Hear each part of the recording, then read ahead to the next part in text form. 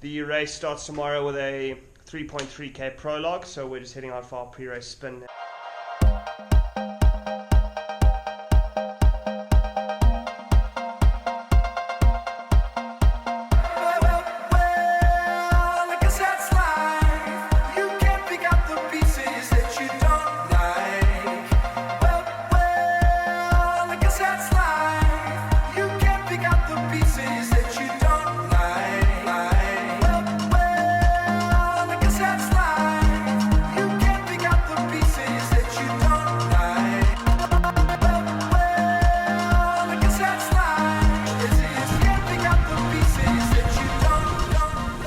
Doused in diesel fumes a fair amount on the road.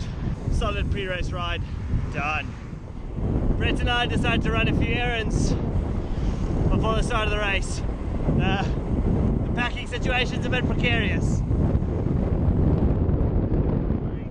We got our team car for the week. Yeah. Dude, this thing is plush. Yeah, I'm gonna go. Dude, check around the gear lever. Steering wheel cover.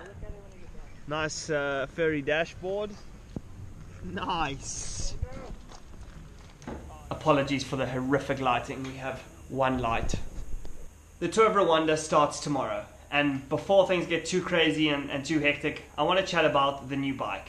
So the new bikes are the Garneau Gennix A1. It's Garneau's aero bike. We have the black frame with the awesome lime green, bright green sort of accents, and fully equipped with Shimano Ultegra, except for my crankset, which I've changed to be a Shimano 105 on the drive side, and I have a Dura Ace stages on the non-drive side.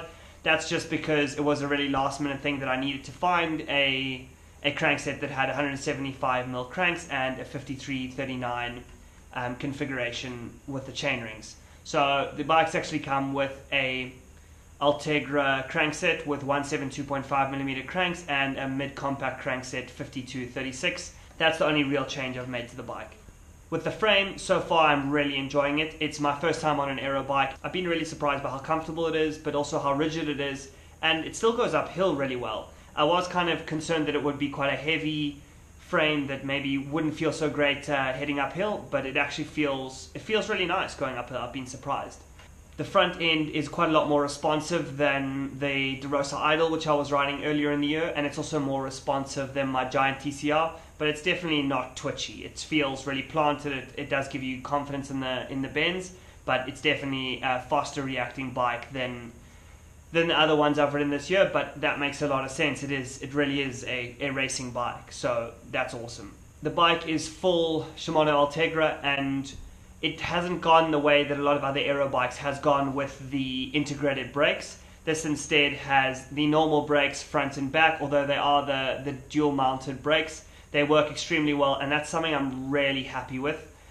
Often with the integrated brake sets on bikes, the feel on them is not as great, and that's a sacrifice that I'm willing to make in terms of aerodynamics to actually have a confident braking bike. I think the bike looks really good. It's got a nice mix of sort of that black stealthy color, but also those green accents look really awesome as well. Just makes it pop that little bit more. The bike comes with a set of Shimano wheels, which are really used for training.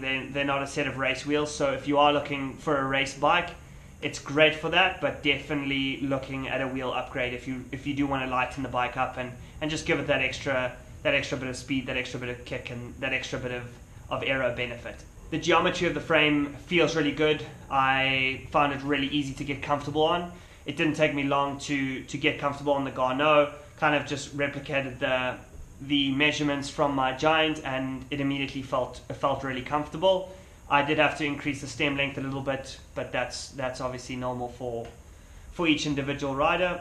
Just rolling around here on the roads with the deeper dish wheels that I have got, the Energy Lab VC75s, which are Sarah's. They roll really well and they sound awesome as well. That 90 in the rear does sound awesome, but the bikes do roll really fast, and it's difficult to put a number on how fast it is or how much benefit there is, but when you are going, you do feel really good. It feels like it's rolling really nicely, and in general, I think the bikes look awesome. It's awesome to be on a team bike with everyone on the same thing. It looks really cool, and I think they're going to be really fast.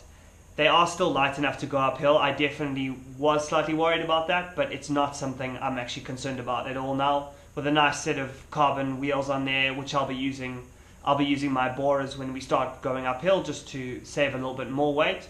The bikes are definitely light enough to be competitive in the mountains while still being really fast on the flats, and that's a really good combination to have because in pretty much every situation it is your fastest bike, which is awesome because it actually removes a lot of choices off the table. They also turn heads, especially when there's sort of 5 of them lined up against the wall. Looks sweet.